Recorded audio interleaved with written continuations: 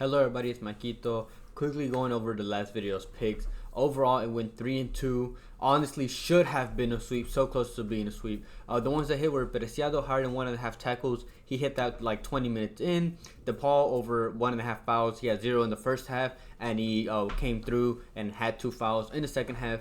And there are 2 misses. First of all, Argentina money line. They were winning right up until the last minute of the game, and Ecuador scored, which means they had to go to penalties. So that one they just were unlucky to concede in the very last minute. And then the passes, Romero, he had like 56 or something after the first half. So all he needed was like 25 or something like that after in the second half.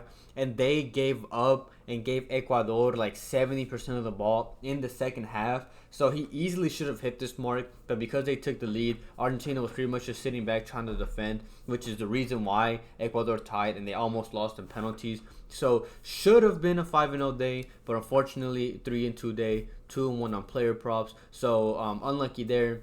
And then there's a couple games tomorrow for the Euros and La Copa America, and all those games are going to be really good games. So there were some props that I did like, so I'll get straight into those. My first player prop is Lamine Yamal to go higher than 0.5 shots on target, playing for Spain, going up against Germany. He's gone over this mark in 2 out of the 3 starts that he's played, and he, in my opinion, is a great big game player. He plays good against these big teams or tough opponents. He had good performances against Real Madrid in this for his club, against Croatia, against Brazil, PSG, Napoli. He has good performances when it comes to these big teams. And I like the fact that he's going to be guarded by Rom on Germany's left side as opposed to Kimmich on Spain's left side, which is going to be Nico Williams. So I feel like they're going to try to make most of the attacks on Yamal's side. That he's going to be cutting in and like take a long shot or like caught on the counter attack, and he outpaces Rom and he just gets that shot on target for us. So it's a good opportunity for him to exploit the matchup that he's given and take advantage of him as opposed to being going against Kimmich. So he's a quick, and like I said, he's a counter-attack threat. So I just like this mark. He's a big game player. It's Lamine Yamal to go higher than 0.5 shots on target. My next play is for Germany. It's Toni Kroos to go higher than 80.5 passes. He's gone over this mark in all 4 games with 102, 131, 106, and 92. And obviously these numbers are inflated because they had a lot of the possession against those opponents. But in the one where he had 92, they had 55% of the ball. So I think that's a good representation that he definitely still goes over this mark. I think it's too low.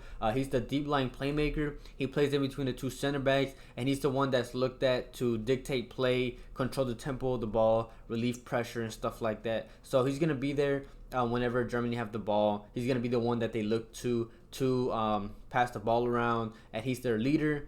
He does great. And for example, even against the Netherlands, against France, Germany still had 58% of the ball. So I just think this is a good mark. If this game is 50% of the ball, I still think he goes over this mark. And then like even against big teams, they have more possession. So it's a good chance Germany could have 55%. And if that's the case, I really like this mark. I just think it's too low. I like Toni Kroos to go higher than 80.5 passes.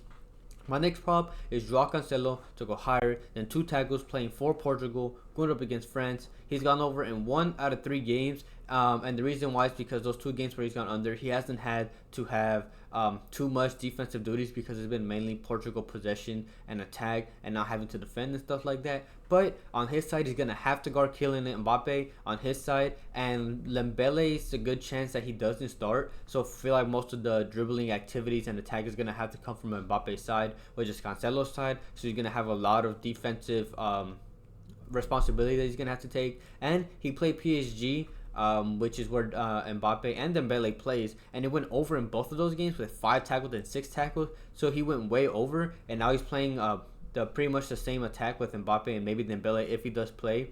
And he overlaps on the attack, and I said that with Preciado in the last video. When these overlapping fullbacks attack, they obviously have the chance to also, when they lose the ball, since they're running back, to try to get possession if the runs are on their side. And because Mbappe is on his side, then he's definitely going to have those opportunities as well. And he also has Theo Hernandez, which is France's left back, on his side that's going to be overlapping with the ball. So he's going to have to guard Mbappe and Theo Hernandez, which is going to be a big responsibility. So he's going to have to be aggressive and get those tackles in if he wants to try to get a good defensive game.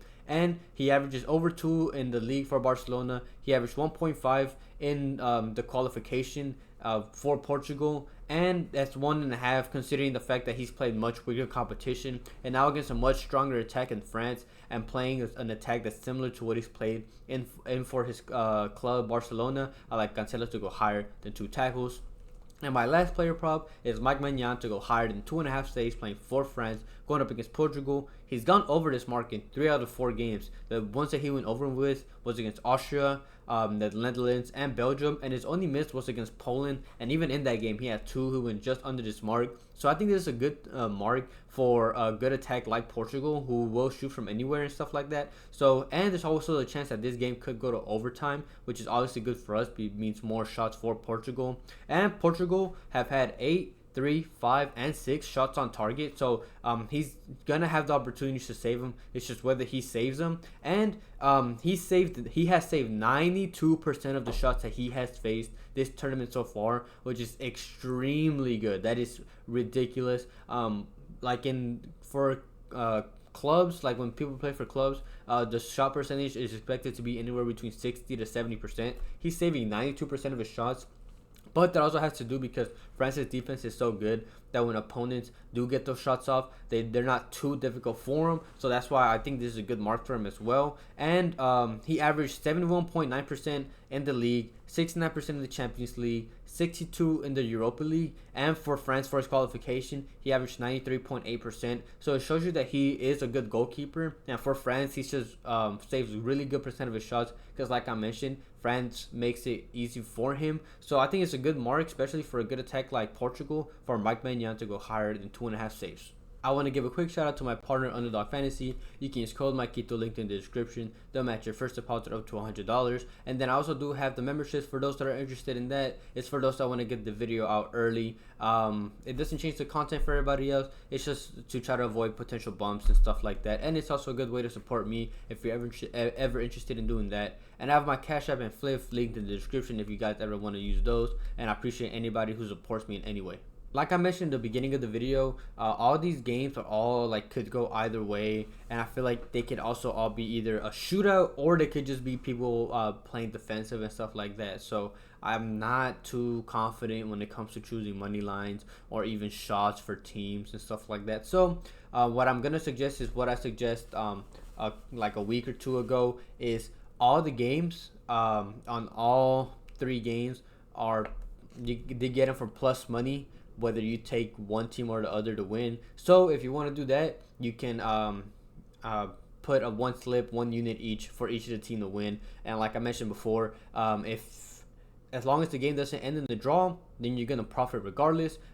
If you do it for all 3 games, as long as 2 out of the 3 don't end in the draw, then you're gonna profit regardless. So that's what I'm gonna give out to you guys. I don't want to force anything and something that I'm not confident in, but I do want to give that out because I still think that these games are gonna be very like one team scores and then the other team defends, and that's how it's gonna end.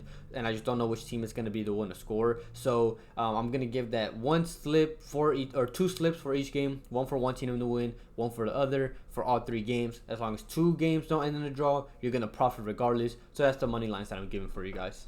Thank you everybody for watching. I'm trying to get this video out as soon as I can. By the time this video goes out to the members, I have to clock into work in like 6 hours or something like that. So I had to work even today, 4th of July, and then I have to work again tomorrow in the morning, mind you. So I'm trying to get this video out as soon as you can. I was also watching the Argentina-Ecuador game, which was a good game as well. But other than that, I hope you guys liked the video, and if you could like it, and if you want have some extra time, could you comment as well to help boost the video out to more people. But other than that, I hope everybody has a good night, a good day, and we can cash out tomorrow.